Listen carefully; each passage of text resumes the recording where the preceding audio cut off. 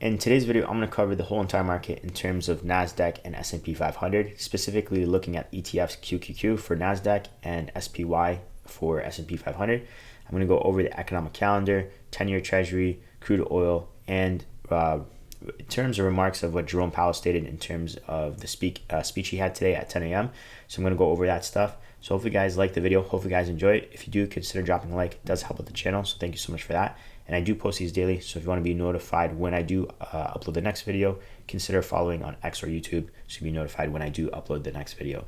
Now, in terms of the comments that Jerome Powell basically stated for today, for the most part, it was pretty much neutral. But it's the same thing that he stated before during the live FOMC meeting minutes kind of stuff, where he stated that the next rate change is most likely to be a rate cut rather than a rate increase. And then at the same time, this seems like they're seeing progress, right? Now, we did have the PPI numbers higher than expected, and inflation numbers, given the PPI numbers higher than expected, I'm expecting them to technically be higher than expected, but we'll see. But it almost seems like the market's unfazed on what number inflation numbers are coming in. Like we saw, for the example, the PCE number, that is more of a true Fed inflation number. Even though it was higher than expected for the core PCE, the market still went up, right? And then for the PPI, same thing we saw today, the market was pretty much unfazed from the higher than expected number. So tomorrow's numbers, unless it's extremely comes in way too higher than expected kind of thing, I don't really see the market really doing much of a drop in a way.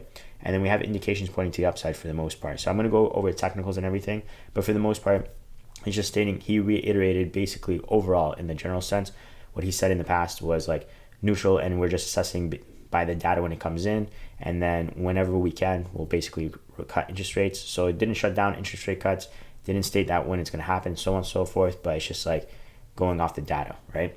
And more likely the case that the next rate change will be a cut rather than an increase, and we just don't know when that will be, but when it does come, that's what this case is. Now, in terms of economic calendar, for tomorrow, we have consumer price index, so CPI numbers, all being reported at 8:30 a.m. Then we have U.S. retail sales at 8:30 a.m., retail sales minus autos, and then we have Empire State Manufacturing Survey as well at 8:30 a.m. Then at 10 a.m. we have Home Builder Confidence Index, and then at 10 a.m. we have business inventories, Richmond Fed President Tom Barkin TV interview at 10 a.m. as well, and then at 12 p.m. we have Minneapolis Fed President Neil Kashkar speak, and at 3:20 p.m. we have Fed Governor Michelle Bowman speak as well. So pretty eventful day for the most part.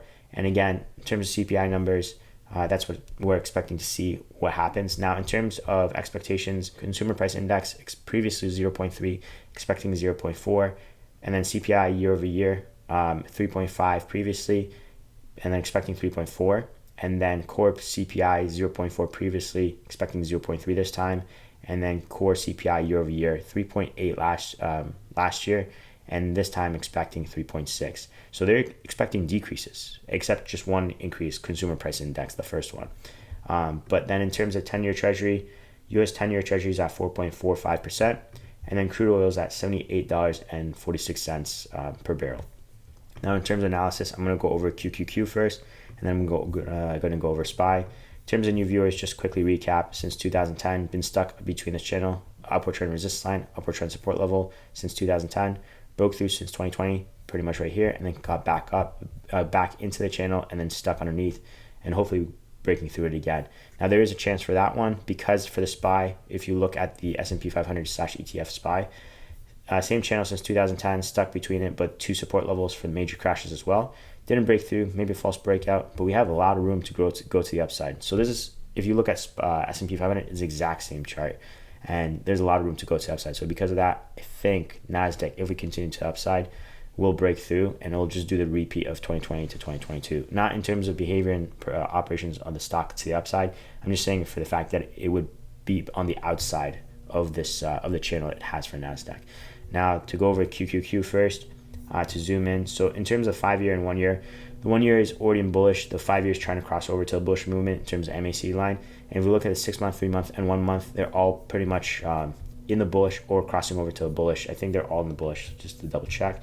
Bullish, bullish, and bullish. The 1 month is trying to come down a little bit, but again, we have the CPI numbers, so that's kind of expected. It's more short term, so closer to the end date, they try to be a little bit more conservative to potentially protect for the downside. Now, we closed at $445.93 for QQQ, again, ETF for Nasdaq. And the question is, what's going to happen potentially for tomorrow for the most part and moving forward?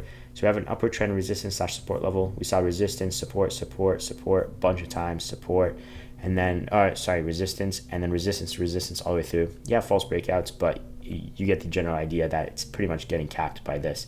Then we broke through, and we have the horizontal resistance level, give or take.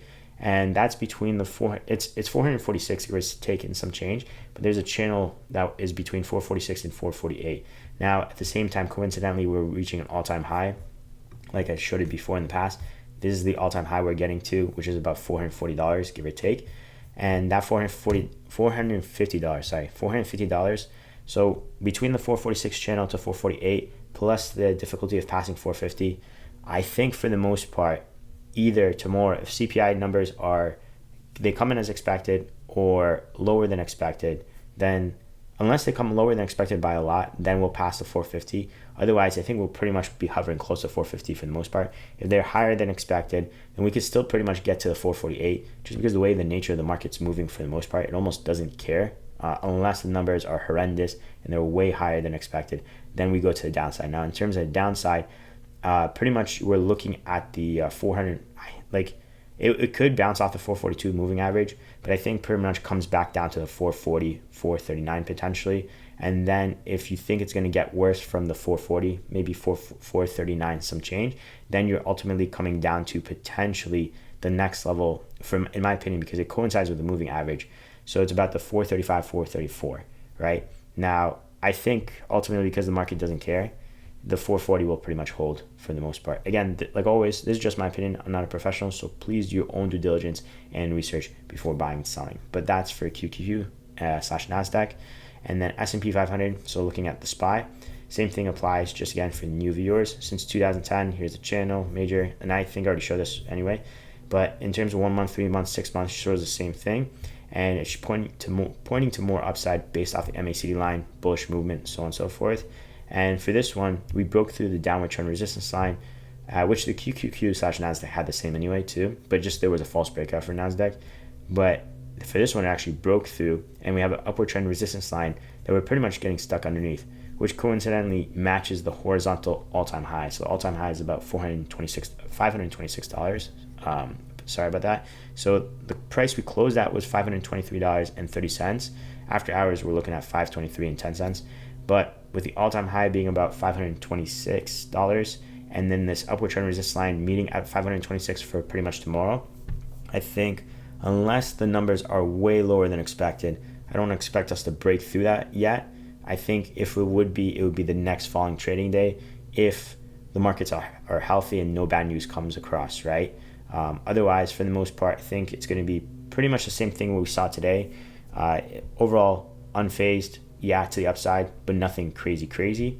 And then if we were to come to the downside, again, in my opinion, if the markets go well over time, not tomorrow's trading day, but the next day, if everything's fine, we'll break through and we'll set new all-time highs, right? Both for Nasdaq and S&P 500.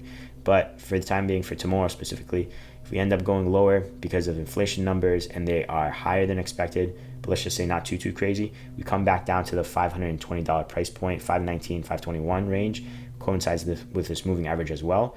And then the next, so 521 and then 519. So pretty much we'll stay in this bracket actually. Yeah, and then there's support at 518. But then what's happening, in my opinion, if it's pretty bad, I'm pretty sure the 515 will hold. It's almost like the same thing with the Nasdaq, unless we start dropping down to, it's showing 513, but the problem is that's just the moving average support. Majority of the support is in the 512, 511. So it would trickle down. But the thing is, I do not see these price points to be, in terms of support levels, coming into play, just because I'm pretty sure 515 will be the one where we bounce at if it comes in higher than expected and it's not crazy higher than expected. Just because, again, the market literally does not seem to care too much, regardless. When we saw the PCE numbers, which is the Fed inflation numbers, more accurate inflation numbers, higher than expected, didn't care. And then the PPI number, higher than expected, still didn't care. So not necessarily didn't care, just wasn't really a big deal, especially when Jerome Powell, when he was talking, just seems like they're like, yeah, we're doing well. Oh, and then one quick correction. I stated that in the last video that I thought inflation was at 3 or 3 point something, like maybe 3.1, 3.4. It's actually at 2.7. So inflation number is at 2.7. They want to get it down to 2%. So from the talk that they're stating, it seems like they're saying basically they're moving towards the right direction. They just still need to assess the data as it comes in terms of when they should cut interest rates. And again, they're saying they don't want to be 100% clear on if it's going to be interest rate cut or not, or increase and all stuff. But again, Jerome Powell stated 2 times now from today's talk and then the previous live FOMC meeting minutes and all stuff that he thinks that he's more confident that the next rate adjustment, when it comes to an adjustment, will be to the downside rather than to the upside. So there's that. So that's basically it for today's video. Hope you guys liked it. Hope you guys enjoyed it. Thanks again for watching. Appreciate it. And I'll see you guys in the next video. Take care. Peace.